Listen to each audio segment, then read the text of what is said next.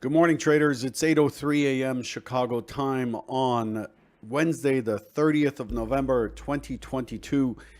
Thanks for joining me this morning on episode number 2367. Derivatives trading is not suitable for all investors. Past performance is not necessarily indicative of future results. Bonjour, bonjour. So this morning we're going to look at the pre-market summary sheet here from Convergent Trading. We have a market that is again opening mixed. We've been opening mixed over the last three sessions or so.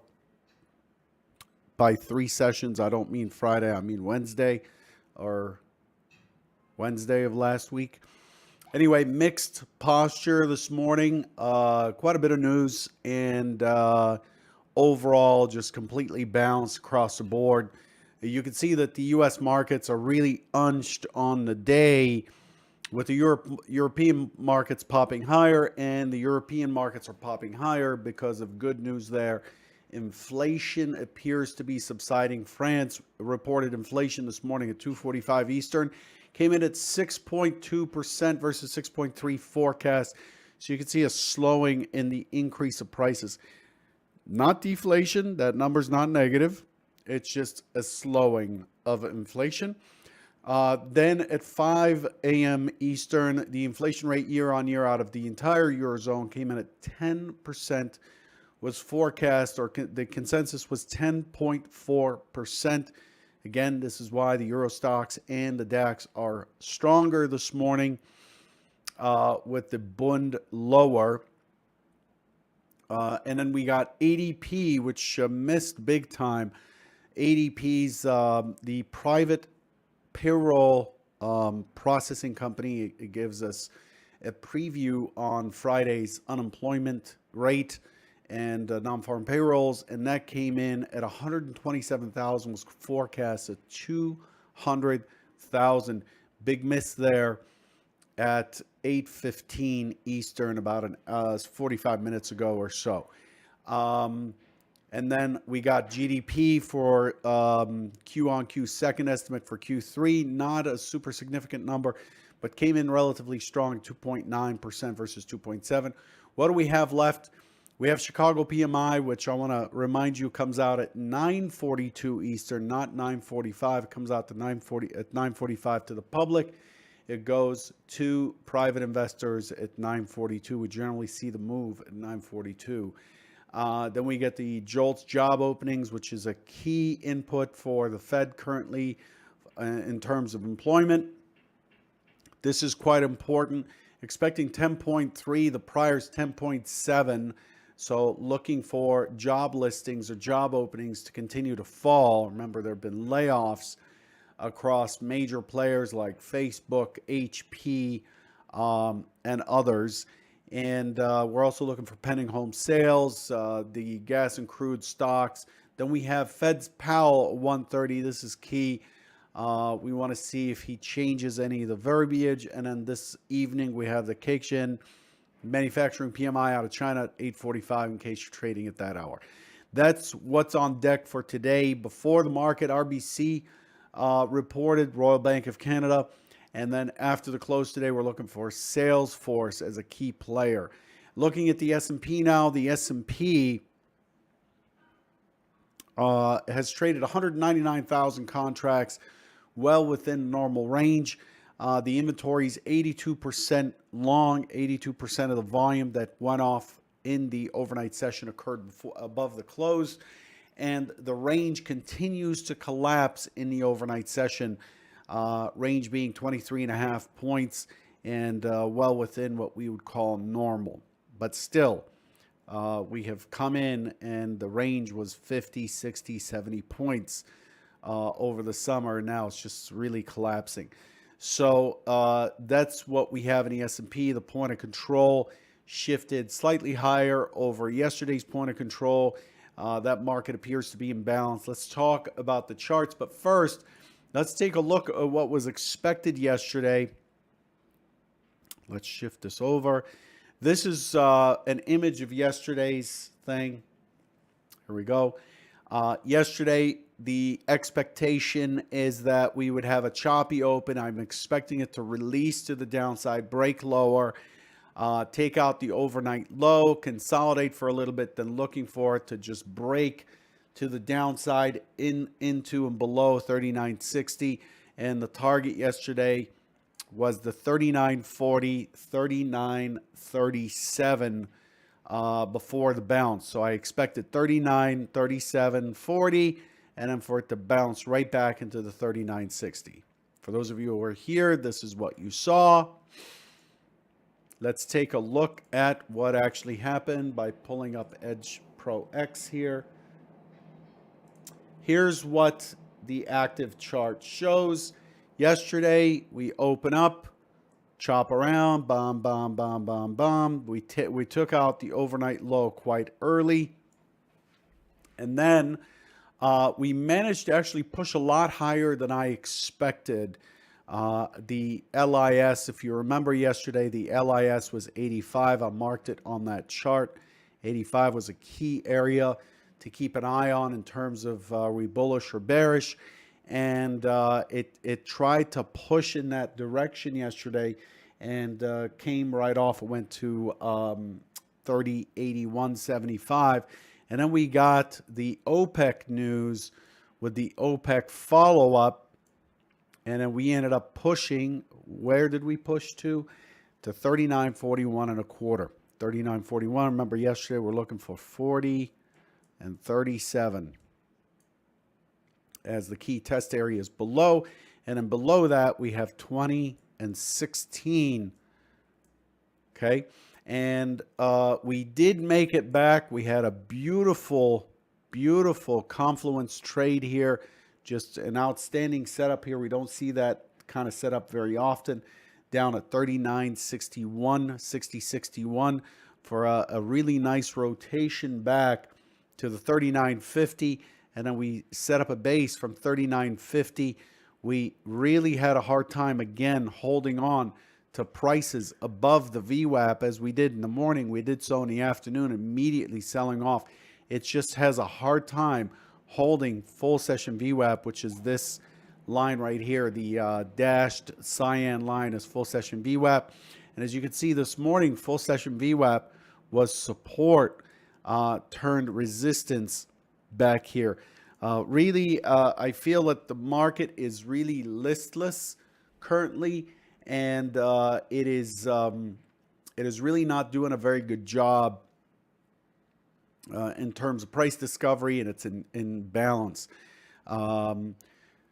So this is where we are. So what we've done in the overnight session is we built another balance profile on top of yesterday's range, and we're in a holding pattern yet again. Let's take a look at the TPO chart for more detail. Look at how the TPO chart has played out. We have a rounded top, and we are making lower highs and lower highs and lower highs. And as expected, and as I discussed before, 67 was key, a key test area, which we got. We got that on Monday, and I'm still looking for these 39.20s, 39.16 area to be tested. So as long as we hold on to that 39.81, we went to 39.80 in the overnight session. As long as we hold that 39.81, one-time framing continues lower. We're making lower highs, lower lows. The expectation is that the market might test higher and then again push back into balance and take out the low yet again today. So to me, it really, you got to follow the trend for what it is until it is done. Okay, so this is what we have going on. We've tested above this high kurtosis or high balance zone. We've tested above and we are below it. We're kind of holding sideways in this big bounce that started way back at the beginning of November. That's what we've accomplished so far. We haven't really done anything outstanding, and we still have room to the downside, in my opinion, again, until we get to 39.20 and 16. We do have some key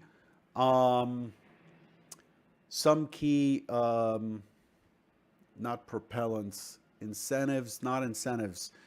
I forget the word, but some key events that may get us there.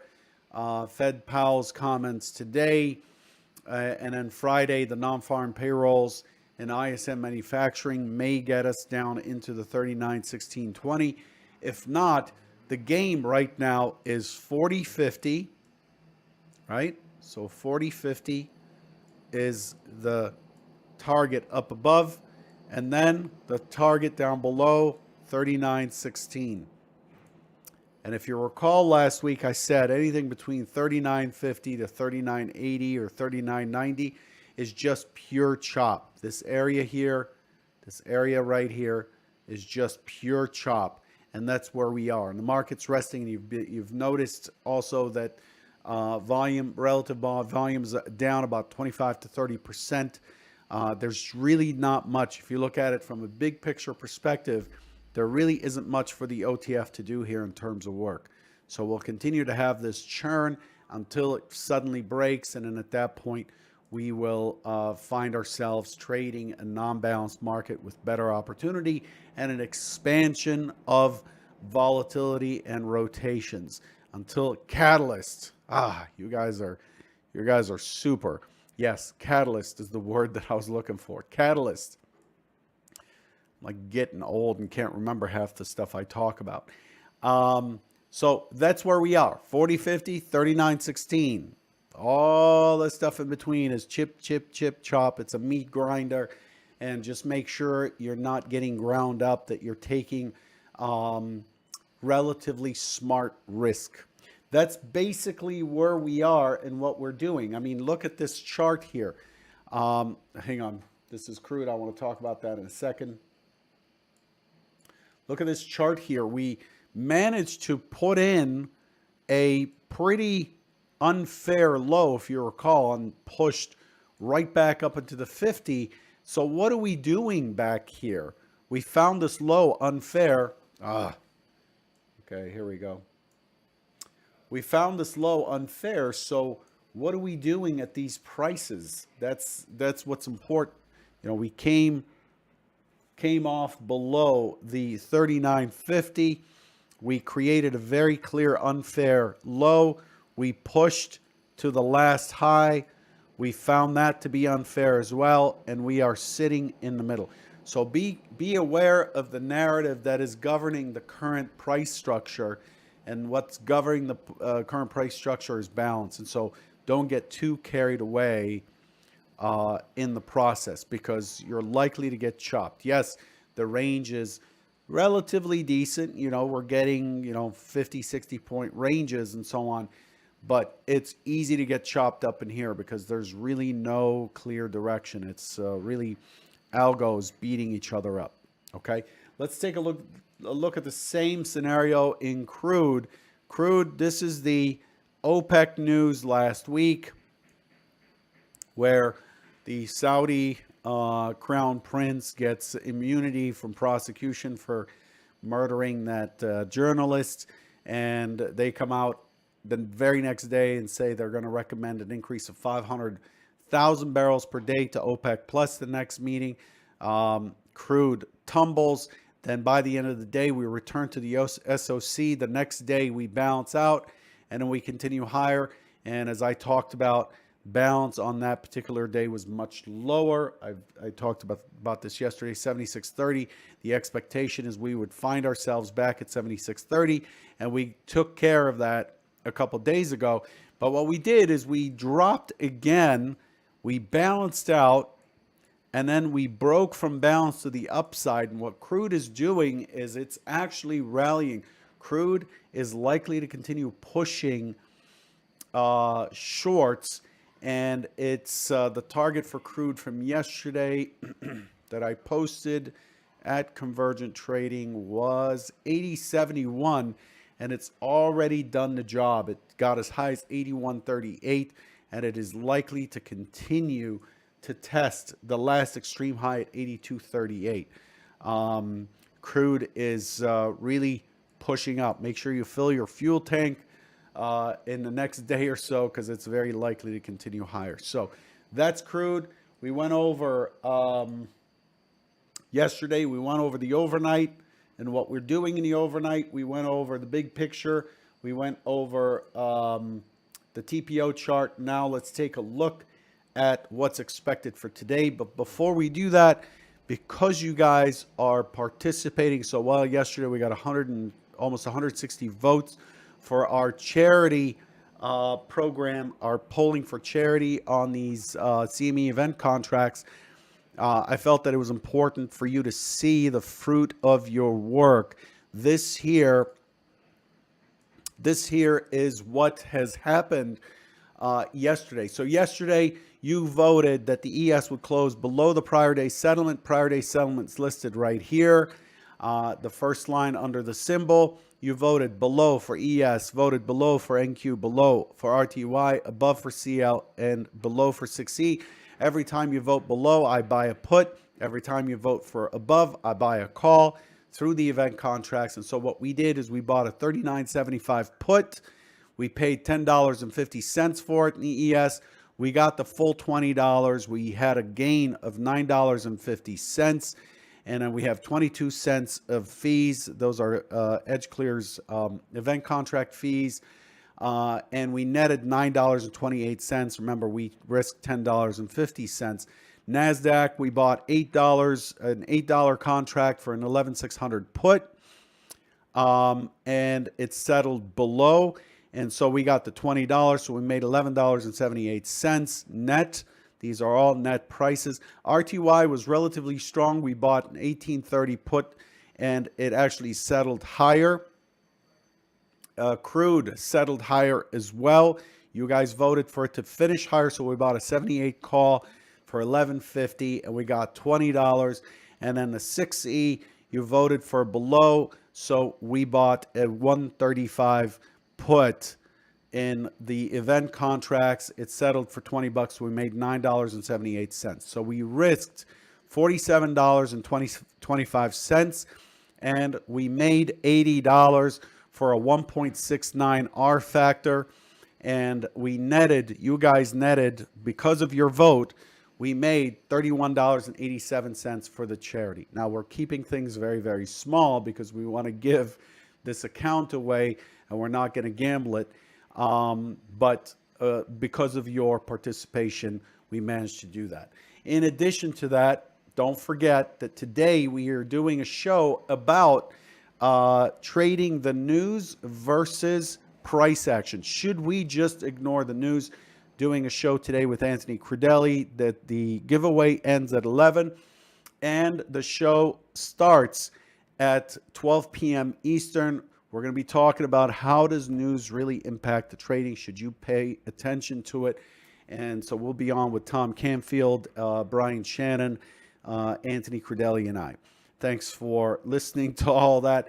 Let's take a look at what's expected for today. Again, I want to thank you for participating in that charity challenge. We give both Convergent and EC gave last year. EC is participating in this program this year. We like to give something away, especially to St. Jude's Children's Hospital, Research Hospital. They help kids with cancer, help families deal with the expense of cancer through donations. And so I try to give to them every year, and you're supporting that cause. Appreciate it. So this morning, open auction. I'm expecting the market to test that low quite quickly, and then I'm looking for the market to stabilize around the 39.60 area to push higher. I'm looking for it to get back towards this 39.85 area this morning. I'm looking for the market to bounce this morning and hold steady. Not expecting a lot of range. But I'm looking for it to take out the overnight low. We're opening in range, in balance. We are opening against VWAP, mid, overnight point of control. So it's likely to be choppy. The overnight range is very tight. So we're going to look for the overnight stat to the downside, and I'm looking for it to push to 85 and hold steady until Powell comes in. JP comes in here and does whatever he does. I can't predict what the market reaction will be there. But until then, I'm expecting it to test lower but bounce up. Open auction is the secondary open auction. If we drift up, I'm watching the 85 very carefully. If it does not take the 85, that's still bearish. So I'm looking again to 39.16 down below if it can't take out the 85. However, if it takes out the 81.75, yesterday's high, it ends the one-time framing down, it's very likely to take the 85. And if so, the 85 is likely to be support, generating an entry location for a pushback through to 4,000 up here. Okay, so the secondary scenario is bullish. And again, who knows what Chairman Powell will say today and how the market will respond. Okay, again, thank you for participating and voting for the Polling for Charity program. We made some money there. And then thank you for joining the webcast today with Crude at 12 p.m. Eastern. Be sure to enter for the Apple Watch giveaway. There's 2 of them. Be sure to enter. Go to edgeclear.com/daily. Take care.